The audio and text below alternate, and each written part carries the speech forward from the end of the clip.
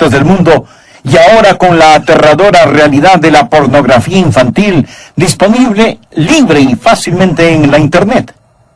¿Qué hay por debajo de la perversión sexual de hoy en el mundo? ¿Quién dirige todo esto? Lo repito nuevamente, no vamos a ganar la guerra si pensamos que esta es una guerra política o filosófica o económica. Y lo más trágico es que en términos generales, ni siquiera nos estamos presentando para la batalla. Estamos en una guerra espiritual. El enemigo es Satanás. Por favor, leamos Ezequiel 28, versículo 11. Vino a mí palabra de Jehová diciendo: Hijo de hombre, levanta endecha sobre el rey de Tiro. Existía un antiguo rey, un rey malvado, quien era el gobernador político de aquellos tiempos. Y se le mandó a Ezequiel que le predicara, que le advirtiera y que le dijera las malas noticias en su contra. Pero el profeta Ezequiel miró a través del rey de Tiro, o por sobre él, llegando al verdadero poder detrás del trono. En muchas ocasiones, Dios se dirige a Satanás a través del instrumento que él ha utilizado. Por ejemplo, en el huerto del Edén, la serpiente estaba allí. Pero Dios se dirigió a Satanás a través de la serpiente, quien usaba a la serpiente.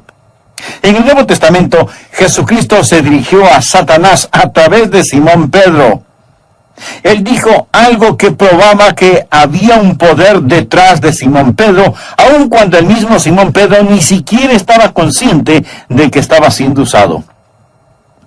Jesús mandó, mirando a Simón Pedro: Quítate de delante de mí, Satanás, me eres tropiezo, porque no pones la mira en las cosas de Dios, sino en las de los hombres.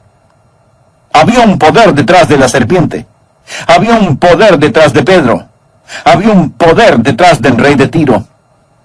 Ezequiel capítulo 28, versículos del 11 al 15. Vino a mí palabra de Jehová diciendo: Hijo de hombre, levanta endecha sobre el rey de Tiro, y dile: Así ha dicho el Señor, Jehová.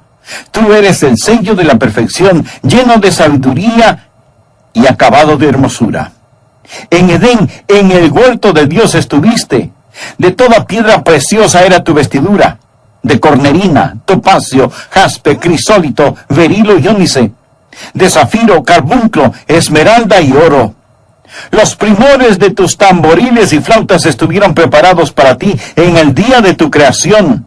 Tú, querubín grande, protector, yo te puse en el santo monte de Dios, allí estuviste. En medio de las piedras de fuego te paseabas. Perfecto eras en todos tus caminos, desde el día que fuiste creado, hasta que se halló en ti maldad. Aquí Dios está hablando de Satanás, del príncipe de las tinieblas, y Dios lo describe en este singular pasaje. Existen 4 puntos básicos que quiero que aprendamos hoy acerca de Satanás al estudiar el poder detrás del trono, su majestad satánica, el diablo. Lo primero que deseo que aprendes es esto: que Dios no creó a un diablo. Él fue creado en absoluta perfección. El diablo es una persona creada. Dios no creó a un diablo. Cuando Dios creó a Satanás, él no era Satanás. Cuando Dios lo creó, él era un querubín, él era un ángel. Él fue creado en absoluta perfección.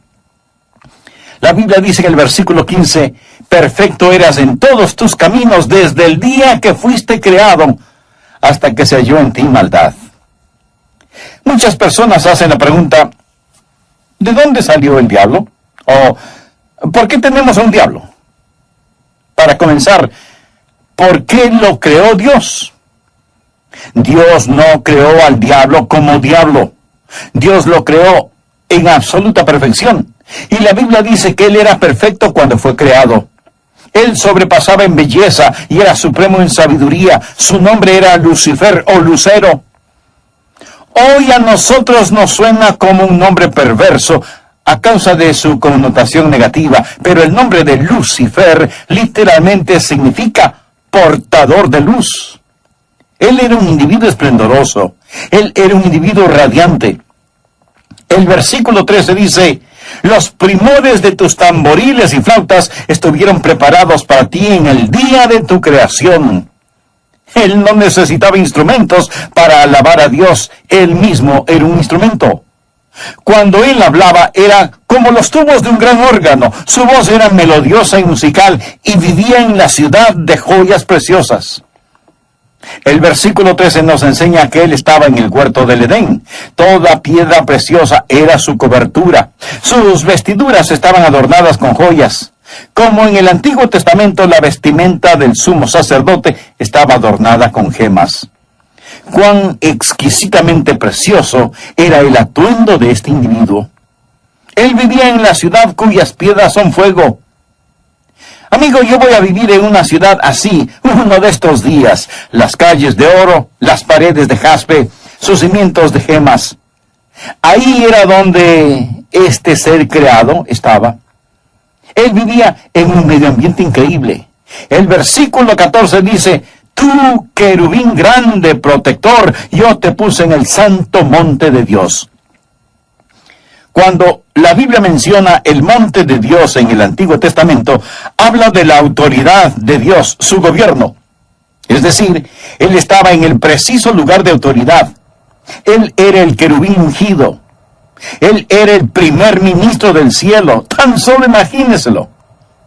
Imagíneselo lleno de sabiduría, lleno de hermosura, lleno de música, lleno de luz, adornado de gemas, caminando de arriba abajo en las piedras de fuego, la abrasadora santidad de Dios. Él era el querubín ungido. En el versículo 14 la frase, tú, querubín grande, protector, significa que él extendía sus alas ante el trono de Dios. Ungido, grande, escogido de Dios. ¿Qué creación fue esta? El querubín es el rasgo más alto de ángeles, y él era el grande entre ellos. Veamos el versículo 18. Con la multitud de tus maldades y con la iniquidad de tus contrataciones, profanaste tu santuario. ¿Qué es un santuario? Es un lugar de adoración. Él estaba en el santuario. El monte santo de Dios, el gobierno de Dios, las piedras de fuego dan gloria a Dios. Increíblemente esplendoroso. Pero recuerde esto, él era un ser creado. Versículo 15, perfecto eras en todos tus caminos desde el día que fuiste creado. Jamás crea que Satanás es igual a Dios o eterno como Dios. Nunca piense que de algún modo existe un tipo de dualismo en el universo, que Satanás siempre ha existido de eternidad en eternidad, igual como ha existido Dios el Padre. ¡Oh, no! Nunca ha habido un tiempo cuando Dios no era. Pero sí hubo un tiempo cuando Satanás no era. Él fue creado. Cuando él fue creado, no fue creado como diablo, sino como el lucero hijo de la mañana. Él llegó a ser Satanás, el padre de la noche, cuando cayó, como estudiaremos en un momento. Mas él fue creado en perfección absoluta. Él es un ser creado. ¿Sabe cuál es el problema con mucha gente hoy? No llegan a comprender que Satanás fue un ser creado y que el Dios que lo pronunció en existencia es el mismo Dios que lo pronunciará en el olvido. Nosotros hoy no nos preguntamos quién va a ganar, como si hubiese algún tipo de batalla entre dos grandes fuerzas cósmicas. Permítame preguntarle, ¿sabe lo que es un antónimo? Usted sabe lo que es un sinónimo. Eso es una palabra que es muy parecida en su significado a otra, solo que son diferentes palabras. Un antónimo es lo opuesto. Así que juguemos a los antónimos. Yo le voy a dar una palabra y usted me da la respuesta. Por ejemplo, grande, usted dice pequeño. Muy bien. Rico, y usted piensa, pobre. Excelente. Dios. Si dijo diablo o Satanás, cometió un error.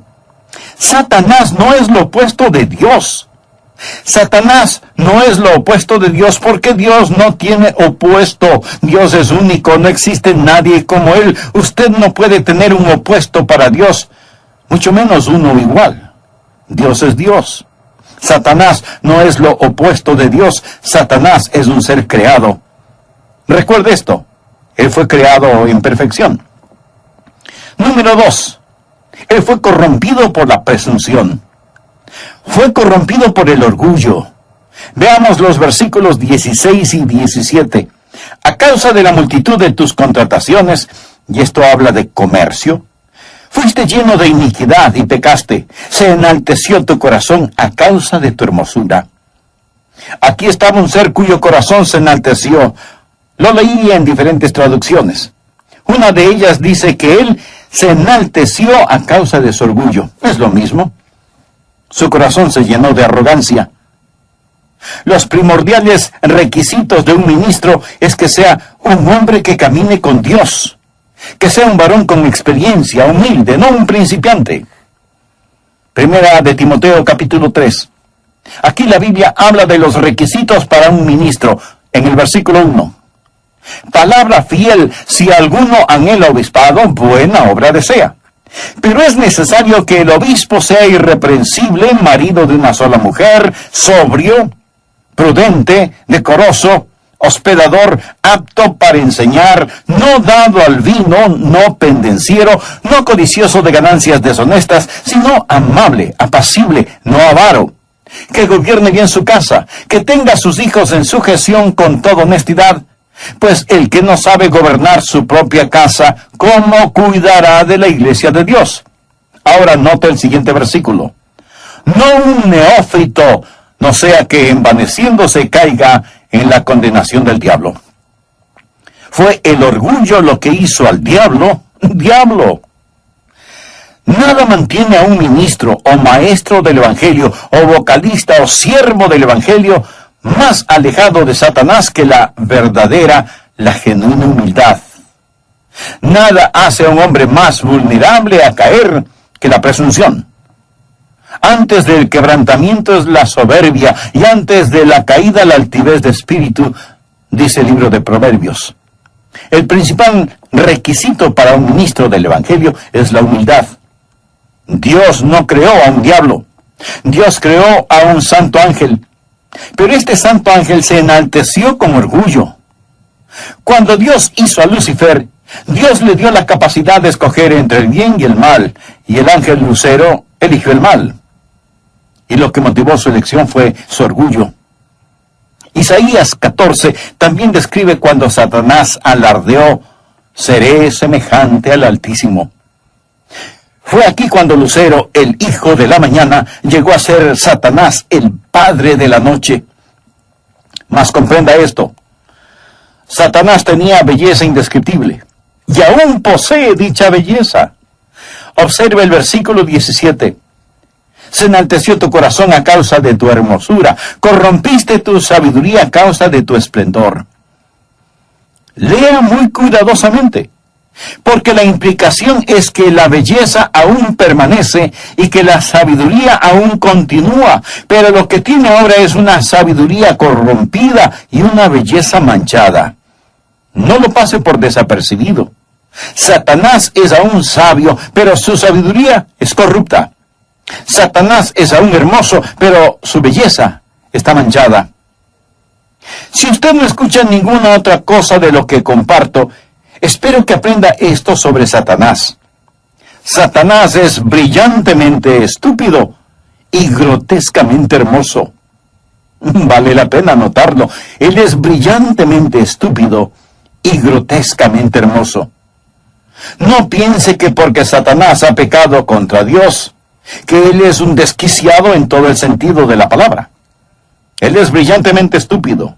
Él es grotescamente hermoso. No busque un monstruo con piel roja, rabo, cuernos, escamas y un tridente tratando de ensartarle cuando usted se inclina. Así no lo describe la Biblia. El diablo no es un monstruo repulsivo. Ese es solo su carácter. Pero esa no es su apariencia. Esta es su apariencia. Este es el camuflaje que él usa. Segunda de Corintios capítulo 11, versículos 14 y 15.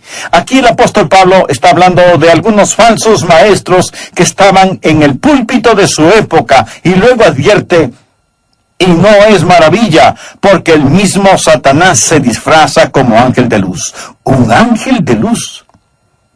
Si Satanás entrara a su congregación hoy, ¿sabe qué es lo que dirían? ¡Ah! ¿No es hermoso? ¡Un ángel! ¡Hemos visto un ángel de luz!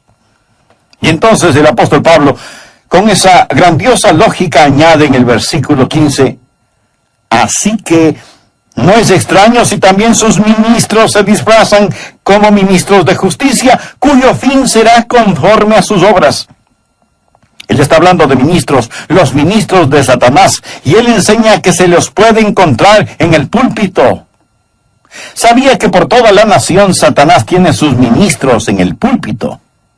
Quiero decir, el domingo la gente entra a un culto, se sienta, y la persona en el púlpito pudiera ser un ministro disfrazado.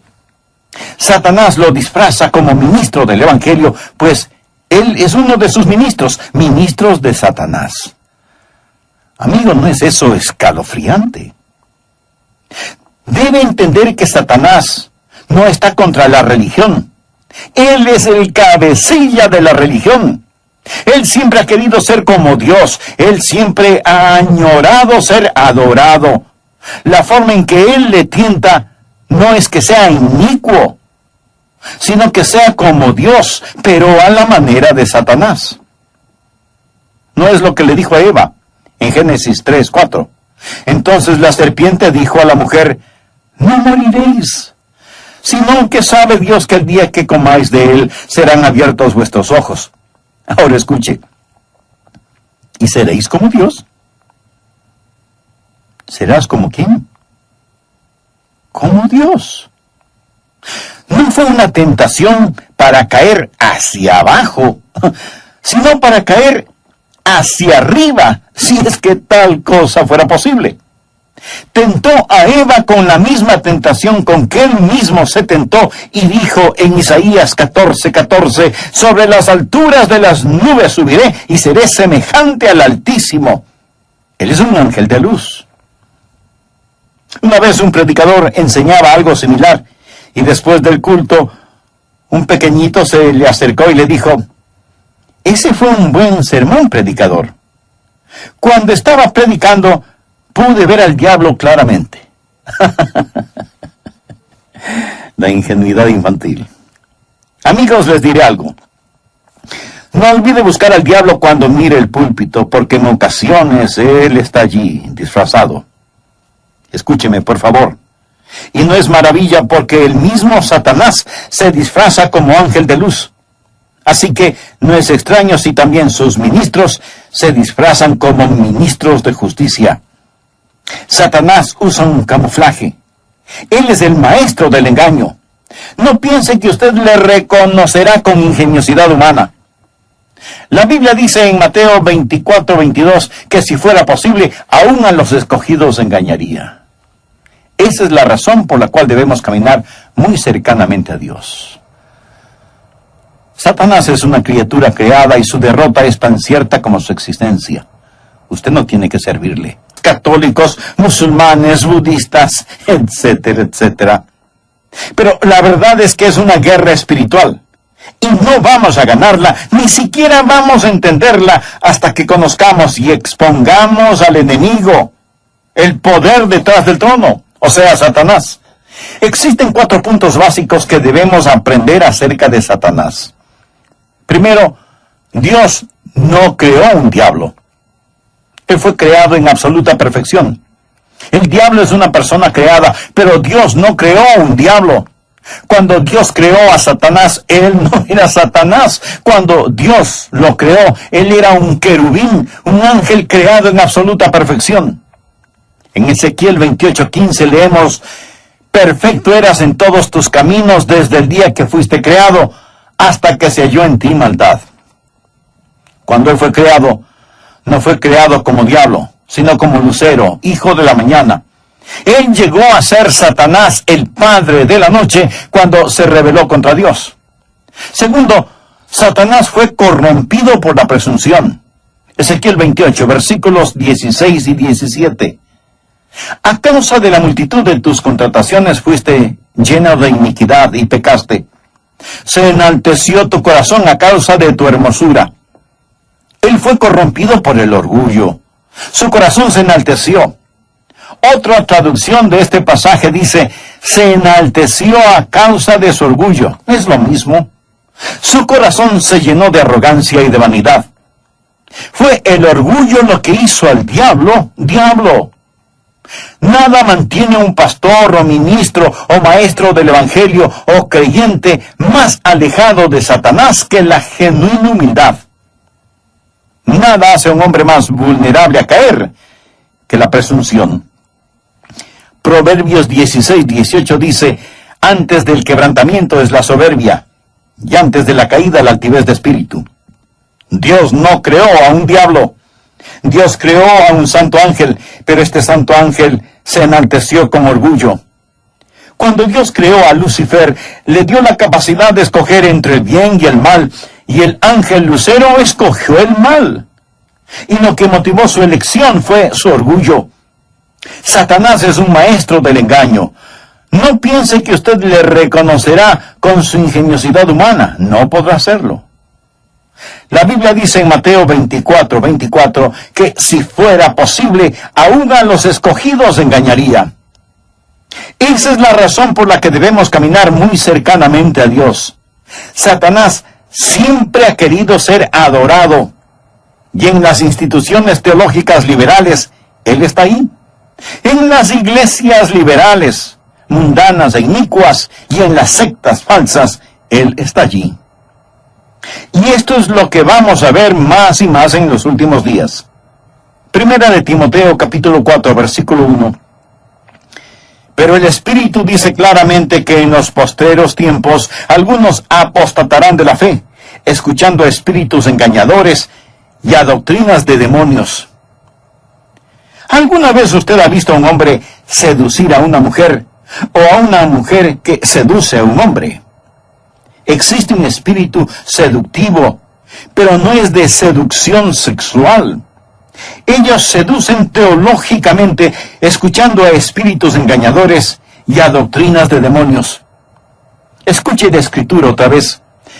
Pero el Espíritu dice claramente que en los postreros tiempos algunos apostatarán de la fe, escuchando a espíritus engañadores y a doctrinas de demonios.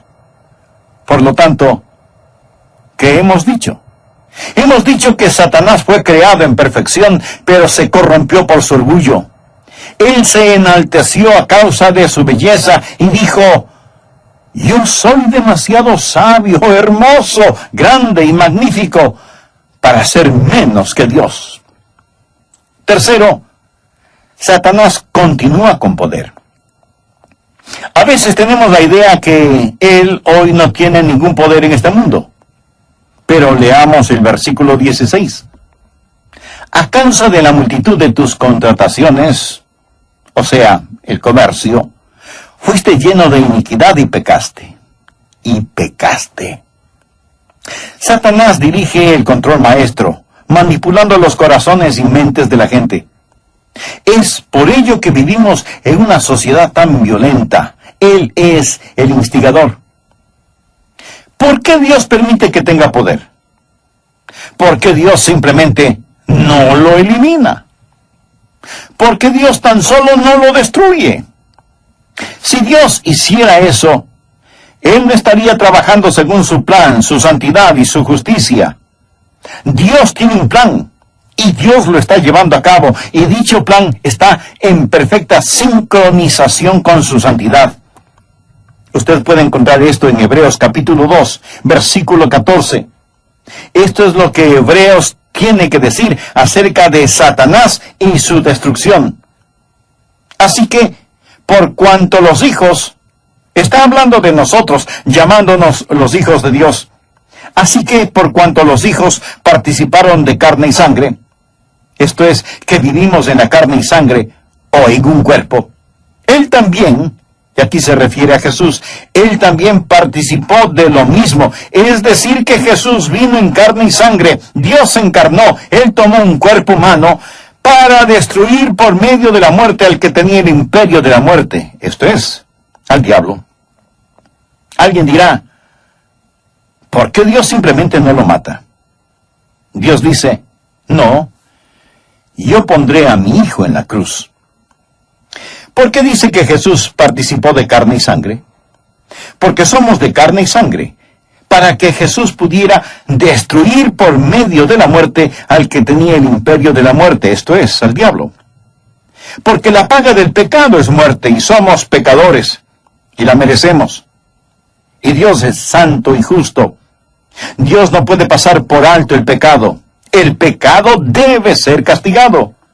Y si Dios tan solo matara al diablo y nos llevara al cielo sin castigar el pecado, Dios dejaría de ser un Dios santo y justo. El dominio del hombre se perdió legalmente y se recobrará legalmente. Dios dijo, un hombre lo perdió y un hombre lo rescatará. El primer Adán lo perdió. El segundo Adán lo recuperará. Es por ello que Dios lo efectúa en concierto con su plan perfecto. Y la batalla que comenzó en el cielo se ganará aquí sobre la tierra. De hecho, ya fue ganada en el tenebroso Calvario, cuando Jesús sufrió, sangró y murió, y dijo, ahora el príncipe de este mundo será echado fuera. Cuando Jesús murió, le quebró la espina dorsal a Satanás. ¿Sabía que un día usted y yo tendremos parte en juzgar a Satanás? ¿Sabía que un día él tendrá que darnos cuentas? ¿Ha pensado en esto? ¿Sabe? Mucha gente se jacta y dice, yo no le tengo miedo al diablo. Esa no es la gran pregunta. La pregunta importante es, ¿le tiene el diablo miedo a usted? Él debe tenerle miedo. La Biblia nos enseña en 1 Corintios capítulo 6, versículos 5 y 6, que los creyentes no tenemos necesidad de ir a un juez, de llevar a corte a otro hermano. Pablo dice, ¿no son ustedes salvos? ¿No pueden arreglar los asuntos entre ustedes con hermanos creyentes? ¿No saben que uno de estos días vamos a juzgar a los ángeles? Nosotros vamos a juzgar ángeles. Pero Satanás continúa con poder sobre aquellos que no conocen al Señor. Recuerda cuando Jesús fue tentado por Satanás. El diablo le dijo, todo esto te daré si postrado me adorares. Lo encontrará en Lucas capítulo 4, verso 6. A ti te daré toda esta potestad y la gloria de ellos, porque a mí me ha sido entregada, y a quien quiero la doy. Si tú postrado me adorares, todos serán tuyos. ¿Qué es lo que le está diciendo? Él está diciendo, todo esto es mío, a mí se ha dado. ¿Cómo le fue entregado? A Adán se lo dio. Fueron dados a Adán cuando Dios creó a Adán y Eva. Dios les dijo, te he dado dominio. Adán y Eva le dieron el dominio a Satanás. Y Jesús nunca le dijo a Satanás, Satanás, no tienes ese dominio. Jesús sabía que legalmente ese dominio se había perdido y debía ser recuperado legalmente. Y Jesús sabía que él debía sufrir, derramar su sangre y morir sobre una cruz.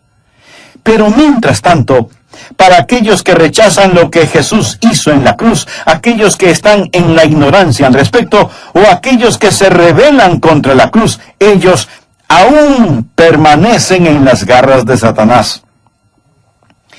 Uno de mis himnos favoritos, si no el himno favorito mío, es Castillo fuerte es nuestro Dios. ¡Qué gran cántico es ese himno! Grandioso en música y teología. Hay una estrofa donde Martín Lutero habla de Satanás y dice, acósanos, Satán, por armas deja ver astucia y gran poder, cual él no hay en la tierra. Y esto es tan cierto. No piense ligeramente acerca de Satanás. Estamos en contra de un enemigo brillantemente estúpido y grotescamente hermoso. Y regresando a nuestro pasaje de Ezequiel 28:18, dice, con la multitud de tus maldades. De ahí es de donde nace la guerra cultural de las multitudes de maldades. ¿Por qué Satanás lo ve a usted o a mí como enemigos? Porque usted fue creado a la imagen de Dios. Él no puede atacar a Dios directamente, pero los malvados siempre han sabido que si no pueden atacar a su enemigo, entonces se ataca a uno de sus seres queridos y así lo herirán. ¿No es cierto? Cuando Satanás lo hiere a usted, es su manera de vengarse de Dios porque no puede atacar a Dios directamente. Hechos 10:38 habla de los que están oprimidos por el diablo. Lucas 13:16 habla de una mujer que Satanás tenía atada. Incluso el apóstol Pablo en 2 de Corintios capítulo 12, versículo 7, habló de un mensajero de Satanás que le estaba abofeteando. Satanás aterroriza al mundo. Él es el supremo terrorista. Hay un reinado de maldad, subversión, perversión, desviación. Él quiere dividir, deprimir y destruir. La depresión, opresión y posesión son las obras del diablo. ¿Y sabe qué descubrí al leer la Biblia? Que este diablo desarrolla una guerra especial contra los bebecitos. Es algo interesante, muy interesante.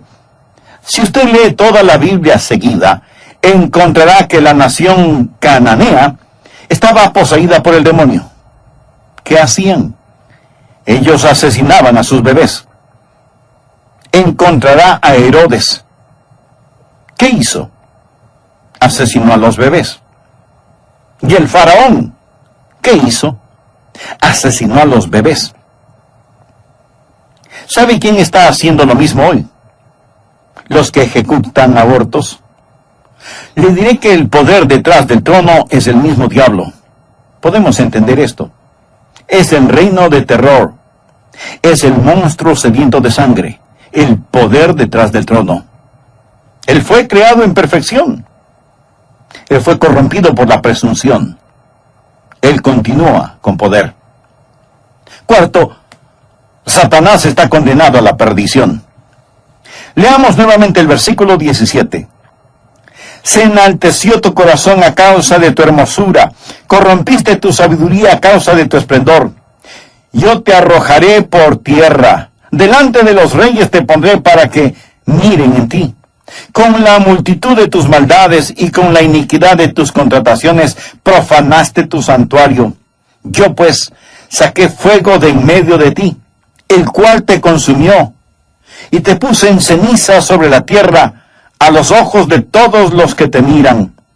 Todos los que te conocieron de entre los pueblos se maravillarán sobre ti. Espanto serás, y para siempre dejarás de ser. Subraye esa frase, por favor. Y para siempre dejarás de ser. De las piedras del fuego al lago de fuego. Ahí es donde él va a parar. Del lugar más alto al lugar más bajo. Y Dios lo va a avergonzar sobre esta tierra, donde él ha llevado a cabo su aterrador reinado. Satanás dijo, yo ascenderé y exaltaré mi trono sobre las estrellas de Dios. Y Jesús dijo, yo descenderé. Jesús descendió del cielo a esta tierra, y Jesús destruyó a Satanás en el Calvario. Ya mencioné esta escritura, Hebreos 2, versículo 14, para destruir por medio de la muerte al que tenía el imperio de la muerte. La palabra destruir es la palabra katargeo. No significa destruir. Esta no significa exterminar para que ya no exista. Literalmente significa hacer que no tenga efecto. Cuando Jesús estaba en la cruz, inclinó su cabeza y dijo, consumado es. Y las huestes del infierno se regocijaron diciendo, ¡ja, ja, ja, ja! Él está consumado. Pero Jesús no dijo, estoy consumado, o sea, acabado, derrotado, aniquilado. Él dijo, consumado es. ¿Qué está consumado? La deuda del pecado está totalmente pagada, las profecías están cumplidas, el reino de Satanás está extinguido, acabado, Satanás está paralizado, navega en un barco que se hunde, gobierna un dominio condenado. Luego pusieron a Jesucristo en la sepultura por 3 días y 3 noches. La muerte, el cruel monarca del terror, gritaba de gozo. Él está acabado. El infierno estaba de fiesta. Pero el domingo por la mañana, Jesús se estiró, bostezó y salió de la tumba. Esa tumba era solo una habitación de hotel por 3 días y 3 noches. Se levantó y dobló su manto sin ninguna prisa. Entraron y encontraron ese manto doblado. Luego Jesús hizo que se moviera la piedra. Escúcheme con cuidado. Él no la movió para poder salir. Simplemente la movió para que la gente pudiera entrar. ¡Qué extraordinario! La muerte, ese monarca de terror, ese ministro siniestro de maldad, dirigido por Satanás, ve a Jesús resucitar victorioso. La muerte retrocede. La muerte tiene las llaves en su mano, la corona sobre su cabeza. Jesús baja a la muerte del trono. Jesús pone sus pulgares en su cuello y estrangula a la muerte. Jesús pone su talón sobre su cuello, le arrebata la corona poniéndosela sobre su cabeza, toma las llaves de la muerte, del infierno y de la tumba y sale de esa sepultura. Amigo, eso está consumado. Satanás está acabado. La muerte y el infierno han sido vencidos por medio de la muerte de Jesús en la cruz, para destruir por medio de la muerte al que tenía el imperio de la muerte, esto es al diablo. Satanás está destinado para el infierno.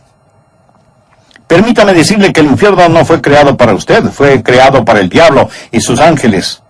Usted puede ir al infierno si lo desea, pero si va, será un intruso. Usted no pertenece allí. El infierno fue creado para el diablo y sus ángeles. Dios lo hizo a usted para sí mismo. Dios lo hizo para que le conociera, amara y adorara. Nunca piense que Dios hizo a alguien para que fuera a parar al infierno. Y cuando Jesús regrese, seremos hechos tal y como Él es. ¿Está preparado para una buena noticia? ¿Está listo? Si entrega su corazón a Cristo, si se salva, en la resurrección, cuando usted resucite en la semejanza de Jesucristo, Dios lo va a transformar. Dios le otorgará a usted una posición.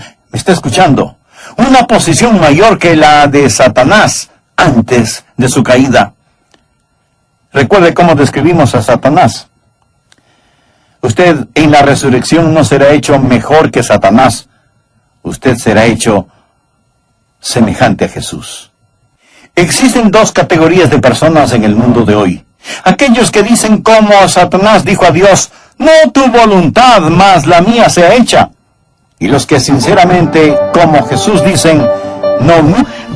Llegamos a una encrucijada en nuestras vidas y tenemos que escoger al llegar a esta. Y realmente de lo que quiero hablar es de evangelización, de ganar almas. Hoy quiero hablarle acerca de su alma, porque su alma es de valor infinito. Cuando Dios lo creó, Él lo creó a su imagen. Y usted no puede dejar de existir tal y como Dios mismo no podría dejar de existir. Su alma seguirá interminablemente, eternamente, para siempre. Hoy les hablaré de el valor de un alma. Y le invito a tomar la palabra de Dios y buscar en el Evangelio de Marcos, capítulo 8. En un momento empezaremos a leer en el versículo 35. Pero permítame decirle algo acerca de usted, acerca de su más valiosa posesión, realmente de usted. Su alma humana es de infinito valor. Su alma estará en alguna parte en existencia cuando este mundo se convierta en polvo. Su alma creada a la imagen de Dios vale más que todos los rubíes, diamantes, oro y plata que este mundo tenga que ofrecer, y continuará interminablemente, eternamente, para siempre. Su cuerpo puede morir y puede disolverse, pero su alma entrelazada inseparablemente a su espíritu, nunca jamás dejará de existir. Su alma humana no puede dejar de existir, tal y como Dios mismo no podría dejar de existir, porque usted es creado a su imagen. Usted no tiene un alma, usted es un alma. Usted vive en un cuerpo. La Biblia llama a nuestro cuerpo una morada terrestre. En 2 Corintios capítulo 5, versículo 1. Dios dijo algo acerca de usted cuando Él lo hizo, que no dijo acerca del resto de la creación. Y Él lo creó todo. Pero esto es lo que Él dijo de usted. Él dijo que Él lo creó a su imagen. Y eso es lo que hace al hombre único, distinto a todas las otras criaturas y de todo el resto de su creación. Usted tiene un alma, usted vive en un cuerpo. El problema con muchos de nosotros es que mimamos el cuerpo y descuidamos el alma. Pero suponga que hay un muchacho que se enamora de una muchacha y él no sabe cómo pedirle que se casen. Así que él piensa que si le da un anillo de compromiso, ella entenderá. Así que lleva ese anillo bellamente envuelto, y dentro de la envoltura va la caja de terciopelo forrada en su interior de raso, y el precioso anillo de compromiso está allí. Él se lo da a su novia, a su enamorada, y le dice: mira esto y dime qué piensas. Así que regresa después esperando que ella le diga sí. Y él le pregunta: ¿y qué pensaste acerca de mi regalito? Oh, le respondió ella, es hermoso, me fascina. Y ella saca la cajita. Ella dice: mira qué hermosa caja, mira la bisagra, nota el brochecito que tiene, toca la suavidad del terciopelo y mira cuán suave es el forro, mire ese raso. El preocupado le pregunta: sí, pero ¿y qué de lo que estaba adentro? Y ella le contesta: oh, ¿te refieres al pedazo de alambre y de vidrio? Pues lo boté. Pero esta es una caja maravillosa. Muchísimas gracias. Mis amigos, permítame decirle que hay personas que son así. No entienden que el cuerpo es la caja, el alma es el anillo, es el diamante. Mimamos la caja, acariciamos la caja, alimentamos la caja, le damos descanso a la caja y descuidamos el diamante que está dentro. Deseo que vea lo que el Señor Jesús dijo acerca de su alma. Por favor, leamos Marcos capítulo 8, versículo 35. Dice así la Escritura: porque todo el que quiera salvar su vida la perderá, y todo el que pierda su vida por causa de mí y del Evangelio la salvará. Porque ¿qué aprovechará al hombre si ganara todo el mundo y perdiere su alma? ¿O qué recompensa dará el hombre por su alma? Porque el que se avergonzare de mí y de mis palabras en esta generación adúltera y pecadora, el Hijo del Hombre se avergonzará también de él, cuando venga en la gloria de su Padre con los santos ángeles. Jesús está diciendo: aquí tiene una lastimosa y mala propuesta. Si un hombre trata de intercambiar su alma por todo este mundo, esa es una mala propuesta. Deseo que piense primero acerca del tesoro fabuloso. El tesoro fabuloso, es decir, su alma humana. ¿Qué hace que un alma tenga tanto valor? ¿Le gustaría saber cuánto vale usted? ¿Quiere saber por qué un alma vale más que todas las acciones, los bonos, los edificios, las bienes raíces, las escuelas y las industrias puestas juntas? Su propia alma vale más que todos los rubíes, diamantes y gemas. Su alma vale más que todas las estrellas en el universo. Su alma. ¿Quién creó su alma? Verá, el creador de algo añade a su valor. ¿Quién creó el alma humana? La Biblia nos dice en Génesis capítulo 2, versículo 7, que Dios sopló en su nariz aliento de vida y fue el hombre un alma viviente. Y Efesios capítulo 2 nos dice: somos hechura suya. Ahora usted es la hechura más importante del trabajo del Dios omnipotente. Picasso pintaba, y sus obras se venderían por millones de dólares debido a la creatividad de Picasso. He estado en el Museo del Louvre en París. para ver la Mona Lisa, famoso cuadro. Y muy francamente, no me impresionó mucho, pero evidentemente vale tanto debido a quien la pintó.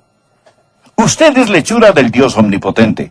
Usted es la obra extraordinaria del ingenio creativo de Dios. Usted es la última obra maestra creativa del Dios omnipotente. Somos su hechura, su creatividad. Piense en sí mismo, amigo. Usted ha sido hecho a mano por Dios. Eso es lo que hace que su alma valga tanto. Permítame decirle la segunda cosa. No solo la creatividad que ha sido puesta en su alma, sino la potencialidad que está en su alma.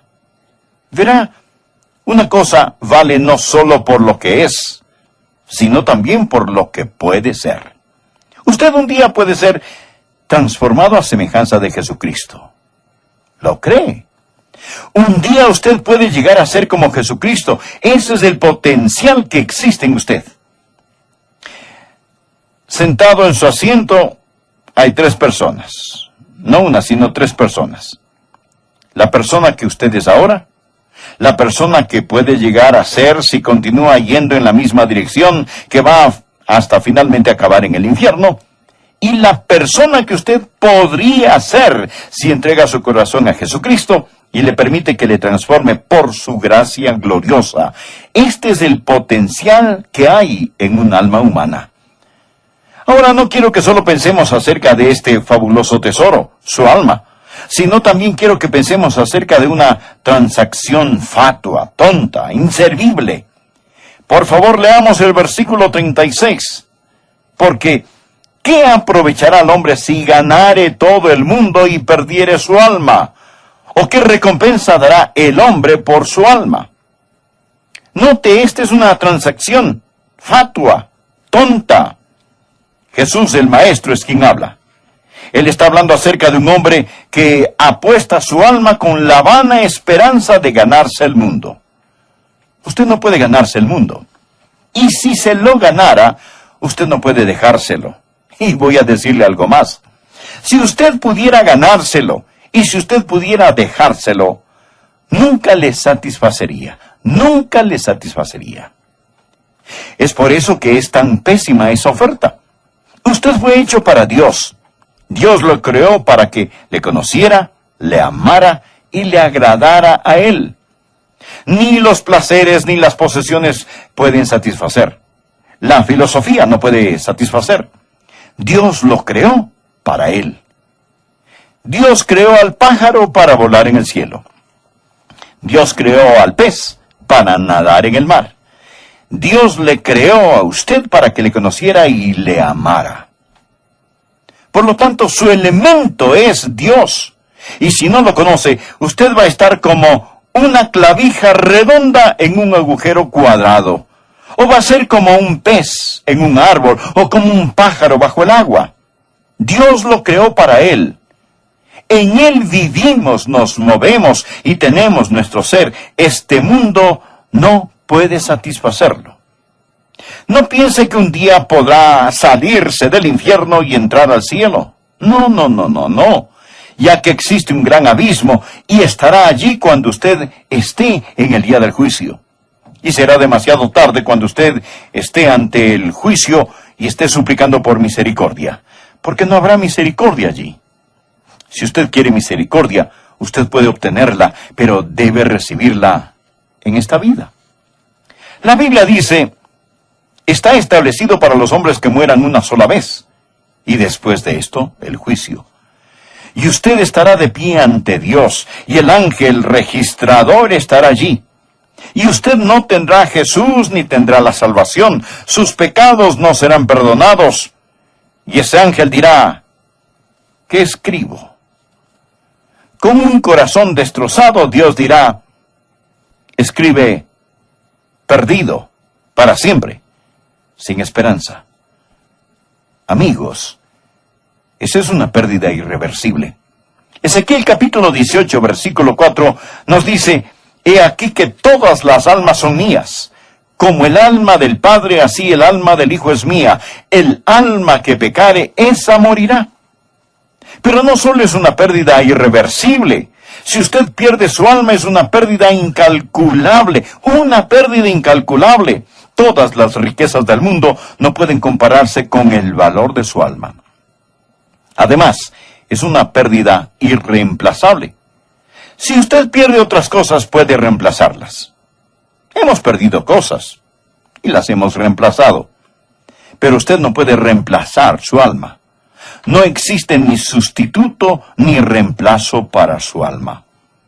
Jesús dijo, porque ¿qué aprovechará al hombre si ganare todo el mundo y perdiere su alma? Pensemos. Usted no puede ganarse el mundo. Y si pudiera ganarlo, no podría dejárselo.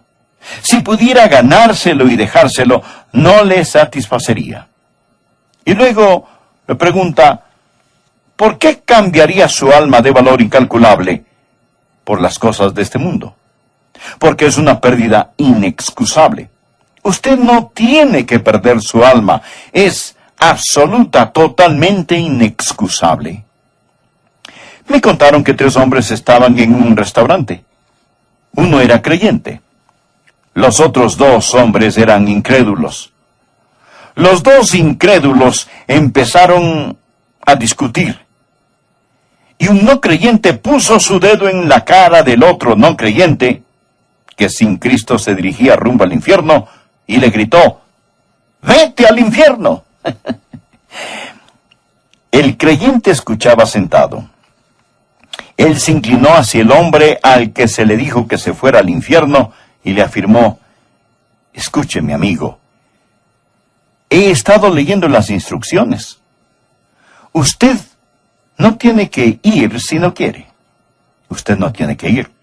No hay ninguna razón por la cual usted debe ir. Es inexcusable que usted vaya al infierno.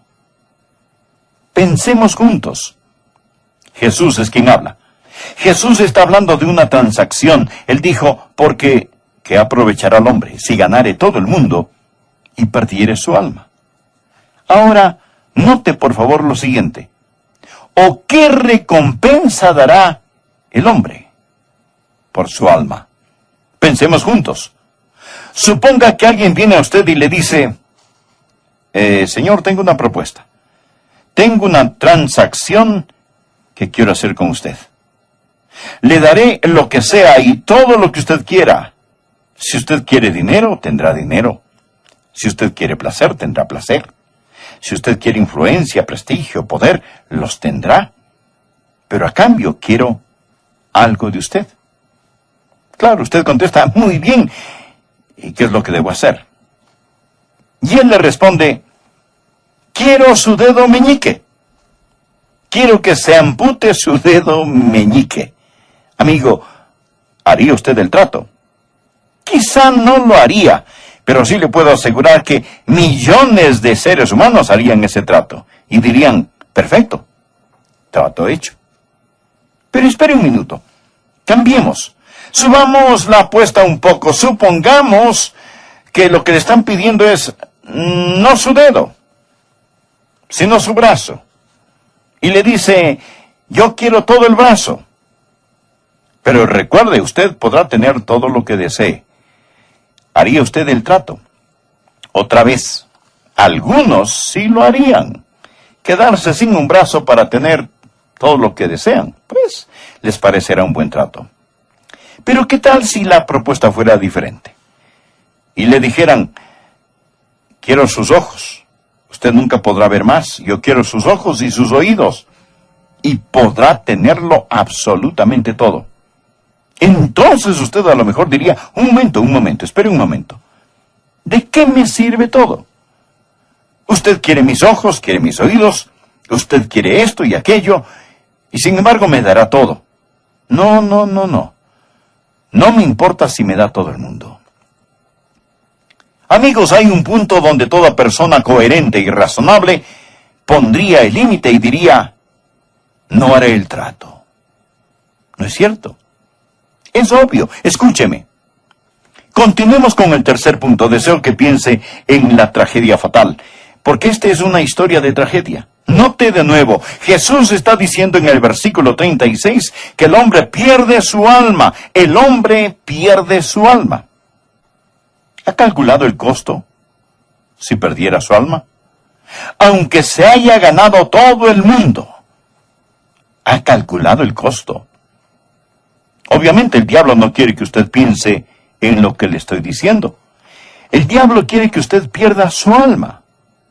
Amigo, su alma vale billones de mundos como este. Y quiero motivarlos a tomar una decisión ahora mismo, de todo corazón. Y oré arrodillado al respecto. Que Dios me ayude a motivarlo hoy para que haga lo que usted necesita hacer. Por favor, escuche. Deseo contarle una historia.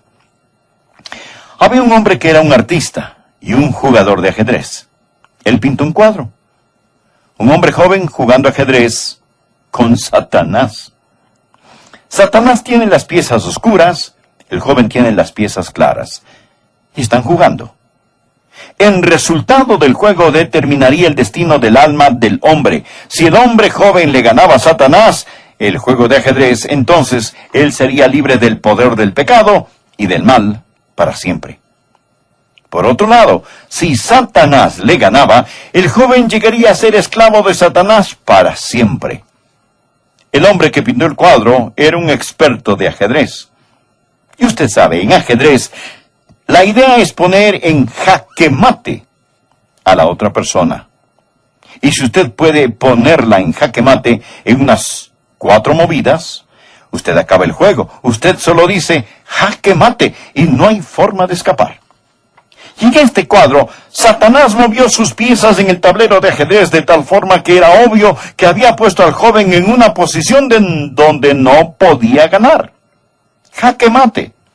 El joven estaba sentado a un lado y su mano vacilaba sobre su peón, tratando de ver cuál movida podía hacer.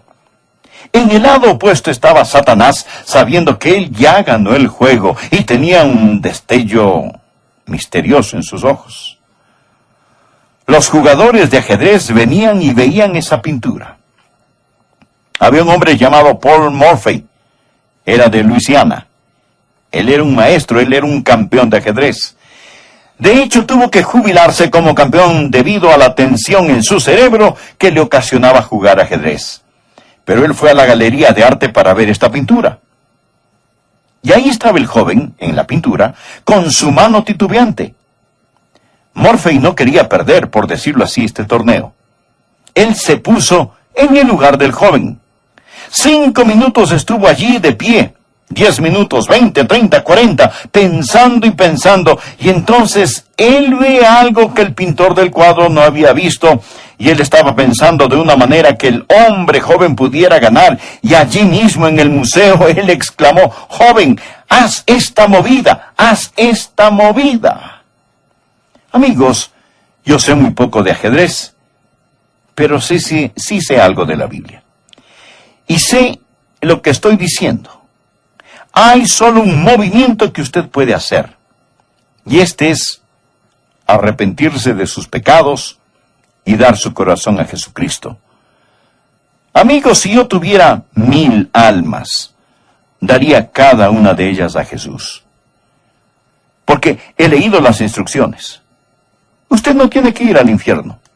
Hay un movimiento que usted puede hacer, porque ¿qué aprovechará al hombre si ganare todo el mundo y perdiere su alma? ¿O qué recompensa dará el hombre por su alma?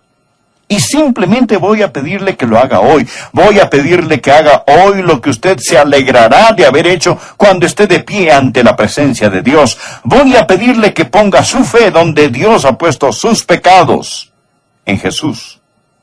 Recíbalo como su Señor y Salvador, y le prometo bajo la autoridad de la palabra de Dios que Él le salvará y le mantendrá salvo por toda la eternidad, porque usted no tiene que perder su alma. Diga todo lo que los hombres han soñado, han tramado y han vendido sus almas para alcanzar, se volverá herrumbre, polvo, moho y corrupción.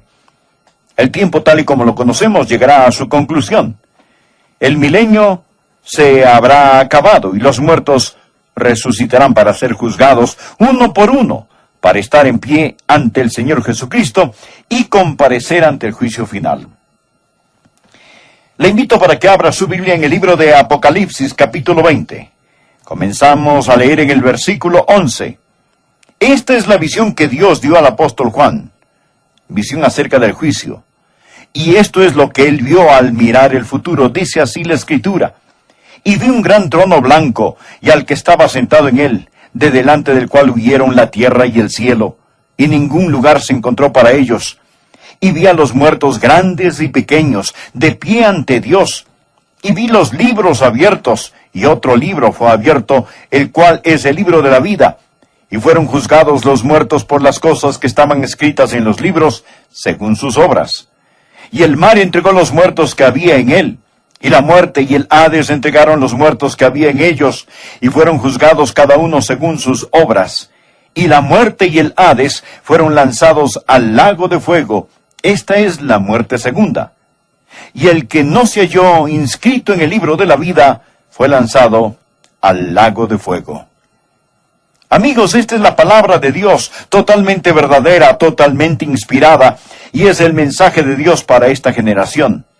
El mensaje es este: hay un juicio en camino. Uno de estos días usted va a estar de pie ante Dios omnipotente y usted va a ser juzgado porque hay un juicio venidero. Por lo tanto, 4 cosas deseo poner ante usted acerca de este juicio. Primeramente, al abrir la Biblia, quiero que veamos lo que llamaré la escena descrita. En el versículo 11, Juan describe: y vi un gran trono blanco y al que estaba sentado en él, de delante del cual huyeron la tierra y el cielo. ¡Qué escena! Estamos hablando de un juicio. Note la sala del tribunal. Hay una tarima, hay un banco, un trono, y es grande y es blanco. La grandeza habla del poder de éste. La blancura habla de la pureza de éste. La palabra trono habla del propósito de éste, porque hay un soberano que está sentado en el gran trono blanco. Y espero que usted nunca tenga que comparecer allí. Jesucristo será el juez. No su opinión de usted mismo, ni de algún amigo, ni de su mamá, ni de su papá. ¿Quién es este juez? El mismo Señor Jesucristo. A Jesús se le describe en la Biblia como un cordero, pero también como un león. Jesús, en la Biblia, es juez y salvador. Usted va a enfrentarlo o como un cordero o como un león. Va a enfrentarlo o como juez o como salvador, pero se lo prometo, estará ante Jesucristo. Usted tiene una cita con Jesucristo. Él es la persona inevitable, ineludible en su vida, le guste o no lo guste. Usted pudo haberlo maldecido, se pudo haber burlado de él, pudo haberlo ignorado, debatido, pero un día, se lo prometo bajo la autoridad de la palabra de Dios, que usted va a encontrarse cara a cara con Jesucristo. Bien, ya vimos la descripción de Jesucristo en el libro de Apocalipsis. Esto está casi al final del libro, pero permítame mostrarle cómo se le describe en los primeros capítulos del libro: al que se sienta sobre el trono. Y entonces usted va a entender por qué Él es tan imponente, tan aterrador, que incluso los cielos y la tierra huyen de su presencia. Apocalipsis capítulo 1, empezando por favor en el versículo 13, el apóstol Juan tiene una visión. Él ve a Cristo exaltado, y esto es lo que él escribió: y en medio de los 7 candeleros, a uno semejante al Hijo del Hombre, vestido de una ropa que llegaba hasta los pies, y ceñido por el pecho con un cinto de oro. Su cabeza y sus cabellos eran blancos como blanca lana, como nieve, sus ojos como llama de fuego, y sus pies semejantes al bronce bruñido, refulgentes como en un horno, y su voz como estruendo de muchas aguas. Tenía en su diestra 7 estrellas. De su boca salía una espada aguda de 2 filos, y su rostro era como el sol cuando resplandece en su fuerza. Ese, mi amigo, es el que se sienta sobre el trono. Él viste las túnicas reales de un rey y de un juez. Su pelo blanco como la lana habla de su pureza absoluta. Sus ojos como llamas de fuego significan no solo lo que él ve, sino lo que él ve a través de usted. Él conoce todo acerca de usted. La Biblia dice: y no hay cosa creada que no sea manifiesta en su presencia. Antes bien, todas las cosas están desnudas y abiertas a los ojos de aquel a quien tenemos que dar cuenta. Él no puede ser engañado, ni desacreditado, ni se puede discutir con él. Sus pies son como bronce fino. Bronce en la Biblia es un símbolo de juicio. Él va a juzgar implacablemente. Él es imparable. Su voz es como estruendo de muchas aguas. Cuando habla es como si uno escuchara el rugir de 100 cataratas. Todo en lo que el hombre ha dependido desaparecerá. Nos perturbamos si la tierra tiembla o hay un terremoto. Decimos, es un sentimiento raro. Estoy acostumbrado a que la tierra esté sólida. Amigo, no habrá nada sólido. La tierra, los cielos huirán. Adán huyó para esconderse de Dios entre los árboles del huerto. No habrá ningún huerto donde esconderse. Esto es lo primero que quiero que vea, y grábeselo en su corazón, amigo, porque esto no es ficción. Dice la palabra, y vi un gran trono blanco, y al que estaba sentado en él, de delante del cual huyeron la tierra y el cielo. Lo segundo que quiero que usted vea, no solo deseo que vea la escena descrita, sino también la entrega de la citación, porque Dios va a mandar una citación para reunir a aquellos que serán juzgados. Miren los versículos 12 y 13. El apóstol Juan dijo, y vi a los muertos grandes y pequeños de pie ante Dios, y los libros fueron abiertos. Ahora, adelantémonos al versículo 13. Y el mar entregó los muertos que había en él, y la muerte y el Hades entregaron los muertos que había en ellos y fueron juzgados. Subraye eso, por favor. Cuando Dios mande sus citaciones, Él no tiene que conseguir una extradición de la muerte, ni el infierno. Cuando Él dice, vengan, entonces todos tienen que venir. Y note los que van a ser convocados a este juicio. Note a los citados. Él dijo, y vi a los muertos grandes y pequeños de pie ante Dios, y los libros fueron abiertos. No sé cuán insignificante usted piensa que es, o cuán poderoso se imagina que sea, sin Jesucristo. Se lo garantizo con la palabra de Dios, que uno de estos días, sea usted un individuo grande o un individuo pequeño, afluente o mendigo, famoso o desconocido, usted va a estar de pie ante Dios. Y usted dirá, bueno, ¿es justo que Dios permita que alguien que nunca oyó el Evangelio muera y vaya al infierno? ¿Son ellos salvos, pastor, si nunca oyeron? Pienso que una pregunta más grande ¿es usted salvo si usted no quiere compartirles? No, la Biblia enseña que sin Jesucristo van a ser juzgados, pero no serán juzgados de la misma manera que usted va a ser juzgado. Escuche por favor, Lucas capítulo 12, versículo 47 nos dice, aquel siervo que conociendo la voluntad de su Señor no se preparó, ni hizo conforme a su voluntad, recibirá muchos azotes. Mas el que sin conocerla hizo cosas dignas de azotes, será azotado poco. Porque a todo aquel a quien se haya dado mucho, mucho se le demandará. Usted está escuchando la palabra de Dios. Usted ha escuchado que Jesús salva. Usted oirá a alguien con las lágrimas en sus ojos rogarle, implorarle que usted venga a los pies de Jesús. Amigos, y aquellos que nunca escucharon van a comparecer y ser juzgados. ¿Qué le va a pasar a usted? ¿Qué le va a pasar a usted? A usted que conocía la voluntad de su amo y no la hizo. Note cuándo da la citación y los lugares de los que serán llamados. Él continúa. Y la muerte y el Hades entregarán los muertos que había en ellos. La muerte tiene el cuerpo. Cuando su cuerpo muere, la muerte viene por su cuerpo y lo lleva a la tumba para que se desintegre. Pero hay una parte de usted que no va a la tumba. Va a un lugar llamado el infierno.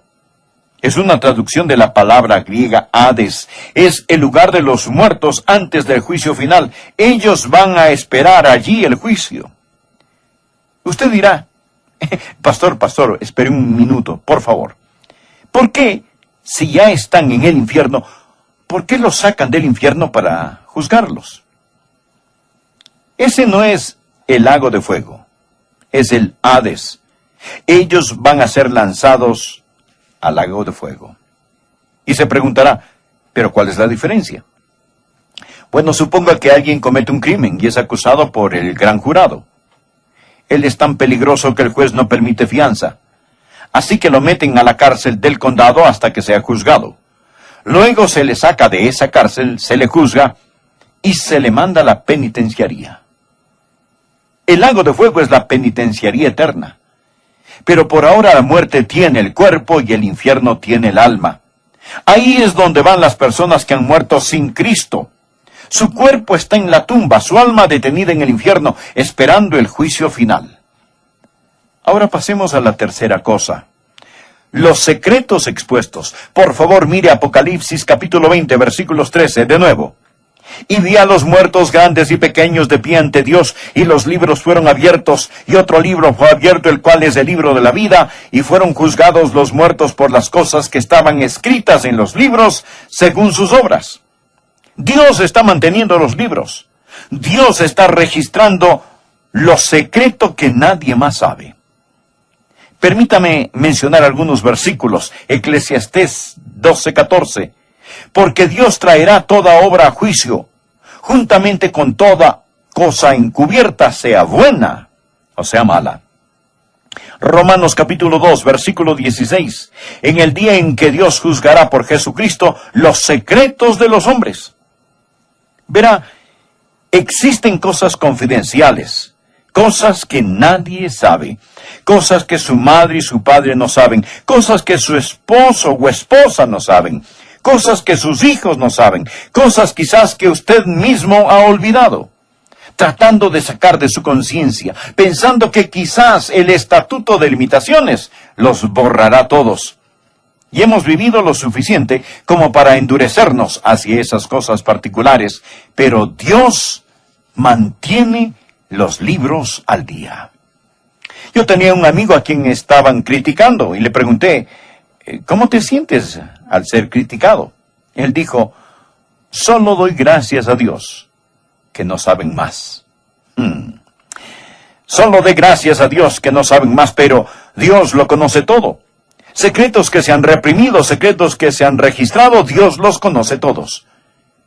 Bien, prosigamos con la última cosa, y esta es la sentencia determinada. La sentencia determinada, porque existe una sentencia. La sentencia va a ser determinada. Note lo que él dice aquí. Y fueron juzgados cada uno según sus obras. Versículo 13. Y la muerte y el Hades fueron lanzados al lago de fuego. Esta es la muerte segunda. Y el que no se halló inscrito en el libro de la vida fue lanzado al lago de fuego. Varias cosas que quiero decir acerca de esta sentencia. Primero, quiero que vea la certeza de la sentencia. Ellos fueron juzgados. Usted no va a poder sobornar a este juez. Ningún abogado mañoso, ninguna persona astuta podrá sacarlo de este lío. Dios jura por sí mismo que usted será juzgado. Permítame darle una de las escrituras más aterradoras en la Biblia. Romanos 14, versículos 11 y 12. Porque escrito está, vivo yo, dice el Señor, que ante mí se doblará toda rodilla y toda lengua confesará a Dios, de manera que cada uno de nosotros dará cuenta a Dios por sí mismo. Dios jura por sí mismo que usted va a ser juzgado, pero no solo piense en la certeza de esto, sino en la severidad de la sentencia. La Biblia dice que ellos van a ser juzgados según sus obras. Ahora usted no se salva por obras, se salva por medio de la gracia, pero es juzgado por sus obras. Usted será juzgado por sus obras. Eso significa que no habrá misericordia. Amigos, ¿me están escuchando? No piensen erróneamente que cuando mueran estarán ante Dios y apelarán a la misericordia de la corte, porque no habrá misericordia. Mas, si quiere misericordia, cuando usted oye la predicación del Evangelio y rechaza el Evangelio, no tenga el descaro, la osadía de comparecer ante Dios en el juicio y suplicarle, Dios, ten misericordia de mí. Permítame darle otra cita. Hebreos 10, versículos 28 al 31.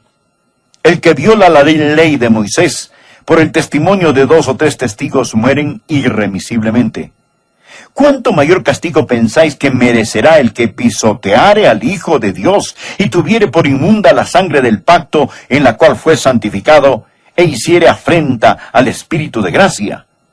Pues conocemos al que dijo, mía es la venganza, yo daré el pago, dice el Señor. Y otra vez, el Señor juzgará a su pueblo.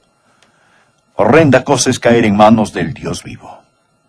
Lo que él está diciendo es esto: si aquellos que desprecian la ley mosaica del Antiguo Testamento serán juzgados sin misericordia, ¿de cuánto mayor castigo, más severo castigo será digno aquel que ha hecho esto? El que ha ridiculizado a Jesús, ha pisoteado bajo sus pies la preciosa sangre de Jesucristo, que ha despreciado al Espíritu de gracia. ¿Me escucha? Le estoy predicando acerca del Señor Jesucristo. El Espíritu Santo de Dios está hablándole a su corazón, y usted, después de este mensaje, estará o bajo la sangre de Cristo, recibiendo el perdón de sus pecados, o sobre la sangre de Cristo, pisoteando la sangre de Jesús bajo sus pies. Y cuando usted hace eso, si usted dice, yo no quiero a Dios, no quiero a Cristo, no quiero ser salvo, no quiero el Espíritu Santo, usted desprecia al Espíritu de gracia y no llegará al juicio, y ahí sí suplicará por misericordia, y no le servirá de nada. La Biblia dice, está establecido para los hombres que mueran una sola vez y después de esto el juicio. Allí no habla nada de misericordia. Usted va a ser juzgado según sus obras. Todo juicio tiene tres partes. Primero se presenta la evidencia. Los libros se abren. ¿Y cuál es la evidencia? Sus obras. Toda mentira, toda maldición, todo robo, toda cana que le sacó a su padre, toda arruga que puso en la frente de su padre, toda infidelidad. Luego sus pensamientos. Dios anotó la lujuria como adulterio, Dios anotó el odio como asesinato, y después su influencia. No solo lo que usted hizo, sino aquellos que influenció y guió a hacer el mal. Y posteriormente su falla en no hacer lo bueno. Al que sabe hacer lo bueno y no lo hace, le es pecado. La gran luz que usted tenía y la rechazó. Todas esas serán las evidencias que se presentarán en su contra. Una montaña sucia, apestosa de pecados. Pecados que ha olvidado, pecados que están allí. La evidencia se presentará contra usted y luego usted tiene la oportunidad de presentar su defensa. Ahora piénselo. Usted presenta su defensa. ¿Cuál será su defensa? Ahora mismo suponga que la hora del juicio final ha llegado y usted comparece ante el Señor. ¿Cuál será su defensa? Es decir, allí está usted ante Jesucristo. Usted lo ha ignorado, lo ha maldecido, lo ha abandonado, le ha dado la espalda a Él. ¿Qué le dirá? Oh, sé lo que usted probablemente le dirá. Espera un minuto, Señor, espera un minuto. Yo no sabía a cuál iglesia unirme. Había tantas iglesias. La iglesia bautista, la iglesia presbiteriana, la iglesia de Dios, la pentecostal, la iglesia de Cristo, la episcopal, las independientes. Así que yo no sabía a cuál iglesia asistir, de cuál hacerme miembro. Y Cristo le dirá, yo no te dije que creyeras en la iglesia. Yo te dije, cree en el Señor Jesucristo y serás salvo. Amigo, ¿me está escuchando? Los fuegos del juicio de Dios cayeron sobre Jesús en el Calvario, y ahí es donde es mejor que usted esté firme de pie, porque el fuego no puede pasar por donde el fuego ya pasó.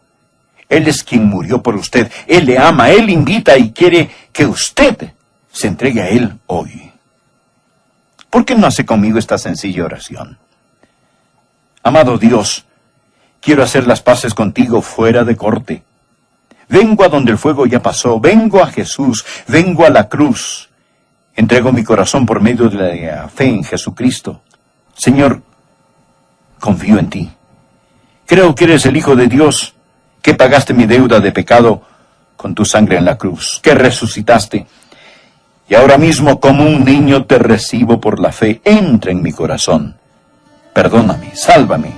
¿Qué pasó en ese tiempo? A lo mejor podemos pensar en el arca, los animales y el diluvio, pero meditamos muy poco en lo que pasó para que estos acontecimientos se dieran.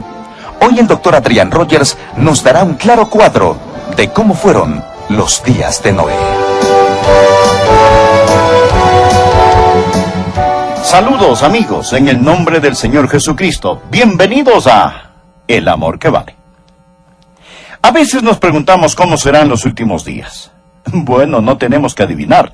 Nuestro Señor Jesucristo nos dijo, como fue en los días de Noé, así será cuando Jesús regrese.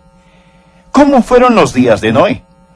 Aquí existe algo asombroso, y si usted toma la Biblia y estudia los días de Noé antes del diluvio y pone esos días paralelos a los días en que estamos viviendo, usted llegará a creer que Jesús, sin duda, debe estar muy cerca a su segunda venida. Le invito a abrir su Biblia en Génesis, el primer capítulo, o más bien los primeros capítulos. Y seleccionaremos algunos versículos de estos capítulos que muestran cómo eran los días de Noé. Y luego vamos a aplicar los días de Noé a nuestros días y entenderemos por qué estos tiempos están listos para el regreso del Señor Jesucristo. He escogido de estos capítulos 7 marcas de los días de Noé. ¿Cómo eran los días de Noé? ¿Y cómo se comparan a los días en que nosotros vivimos? La primera de estas 7 señales o marcas es: los días de Noé eran días de filosofía secular. Eran días de filosofía secular. Génesis capítulo 6, versículos 5 y 6 dicen: y vio Jehová que la maldad de los hombres era mucha en la tierra. Ahora, escuche la próxima frase: y que todo designio de los pensamientos del corazón de ellos era de continuo solamente el mal, y se arrepintió Jehová de haber hecho hombre en la tierra, y le dolió en su corazón. El doctor John Philip dice que la palabra designio viene de la raíz hebrea que quiere decir moldear, formar, como un alfarero. De hecho, ellos estaban tratando de moldear la sociedad por medio de la filosofía. El doctor Phillips comenta: los hombres formaron filosofías malévolas, apoyaron causas asquerosas, pusieron de moda pecados detestables y se esforzaron para ajustar la sociedad a su molde. Hoy las filosofías de la nadadora tormenta. Así que sí, eran tiempos de avance tecnológico. ¿Y cómo son nuestros días? En nuestra vida hemos visto a los hombres caminar en la luna. Hemos empujado más allá las fronteras de la ciencia. Hemos perdido toda la habilidad para ser sorprendidos.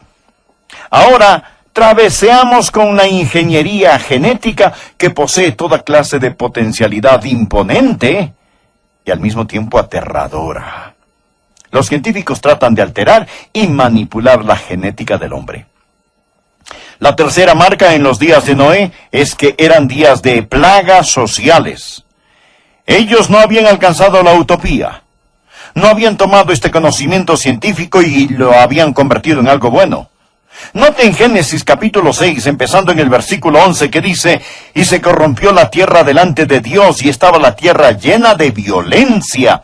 Y miró Dios la tierra, y he aquí que estaba corrompida, porque toda carne había corrompido su camino sobre la tierra. Dijo pues Dios a Noé: he decidido el fin de todo ser, porque la tierra está llena de violencia a causa de ellos, y he aquí que yo los destruiré con la tierra. Los días de Noé fueron días de gran violencia. Amigos, vivimos en una época donde hay guerras pequeñas y grandes, rebeliones y levantamientos por todas partes, secuestros, guerrillas, sobreabundancia de asesinatos innecesarios y ataques.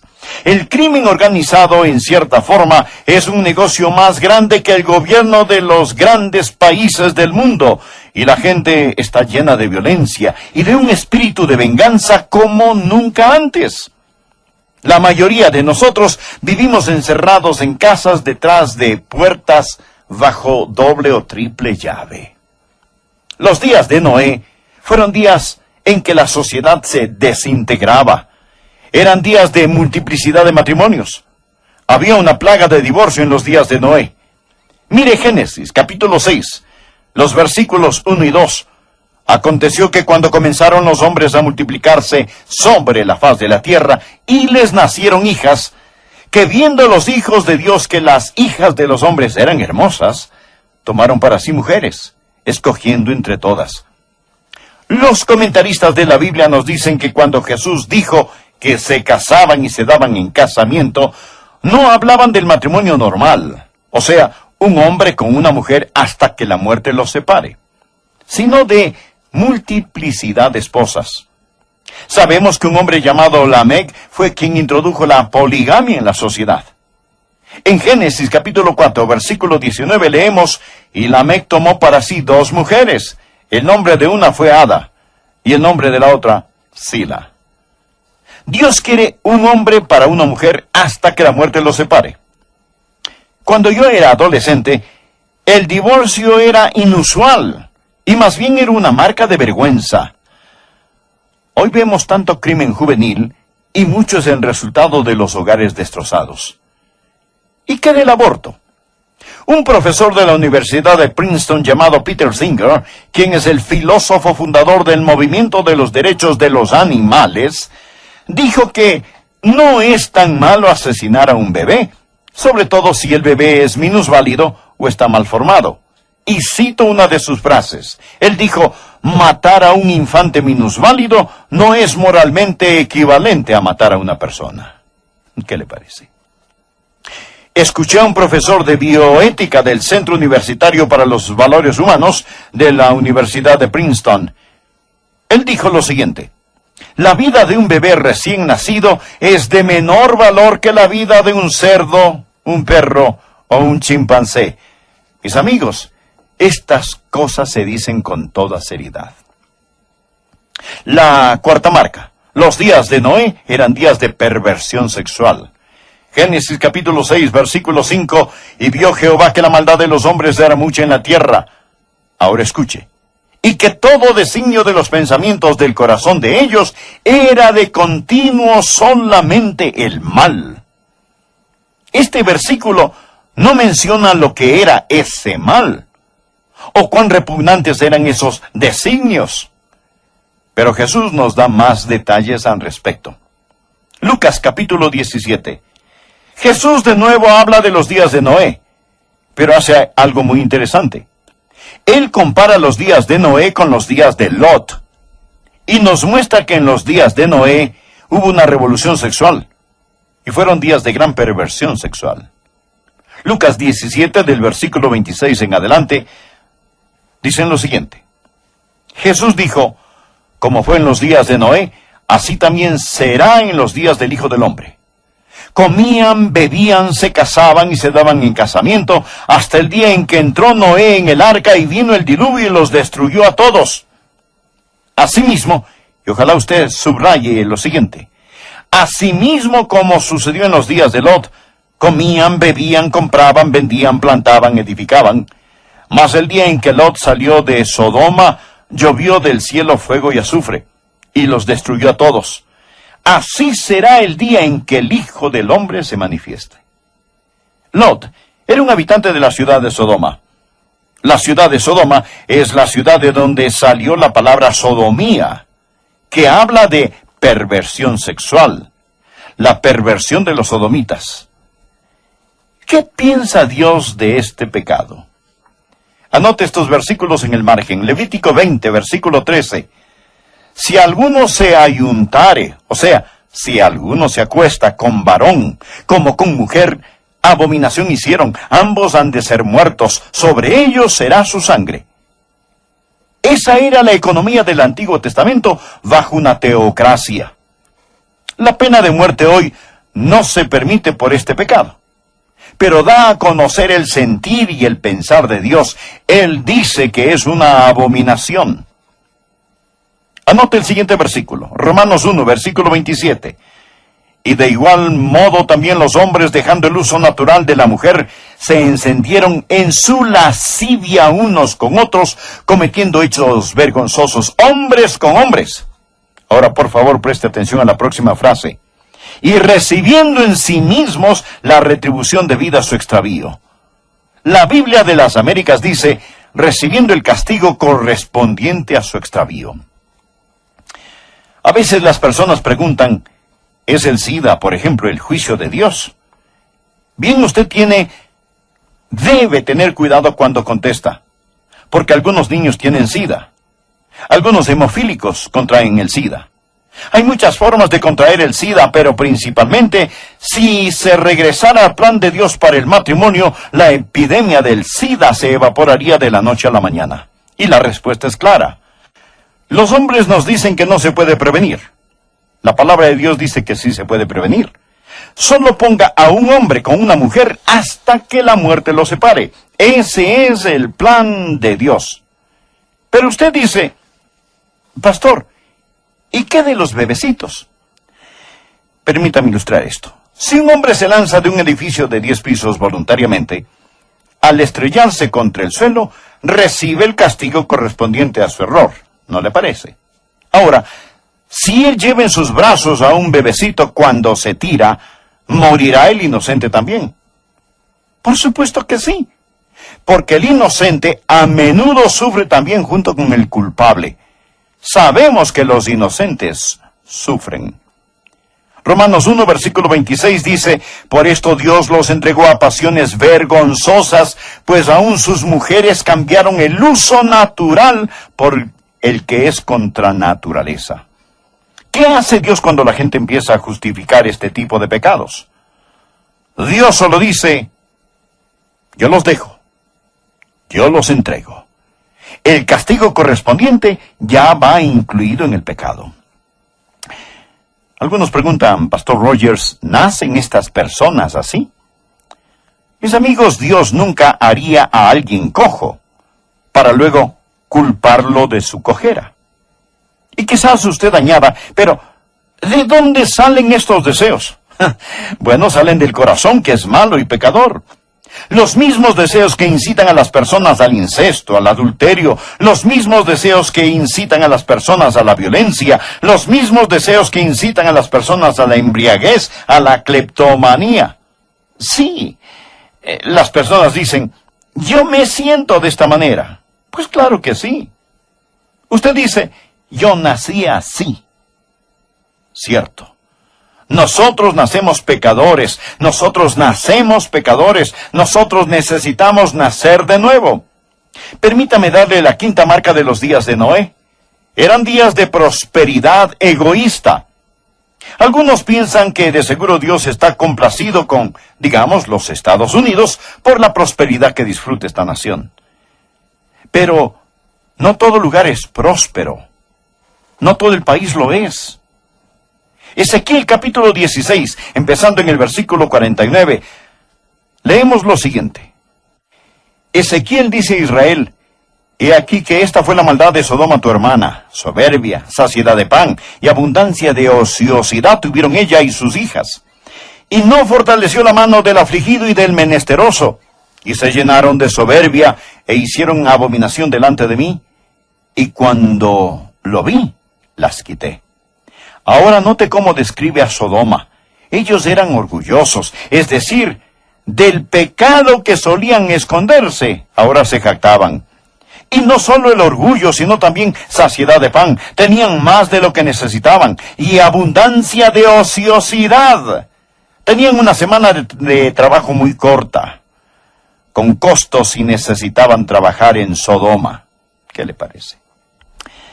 Me imagino que dos hombres de Sodoma caminan por la calle, y uno le dice al otro, Dios enseña que el estilo de vida de Sodoma es depravado y repugnante. ¿Crees que Dios va a juzgarnos por la forma en que estamos viviendo? Oh, no, no pienso que nos vaya a juzgar. Mira cuán prósperos somos. Ciertamente, Dios nos está sonriendo. La Biblia enseña que fue en el cenit, en el pináculo de su prosperidad, cuando el fuego y el azufre cayeron, y Dios dejó a Sodoma en ruinas humeantes. Pedro nos dice, poniéndolas de ejemplo a los que habían de vivir impíamente. Ahora, permítame darle la sexta marca de los días de Noé. ¿Cómo eran los días de Noé? Aquellos eran días de predicación solemne. Dios nunca envía juicio sin dar primero una advertencia. En Génesis capítulo 6, versículo 13 dijo,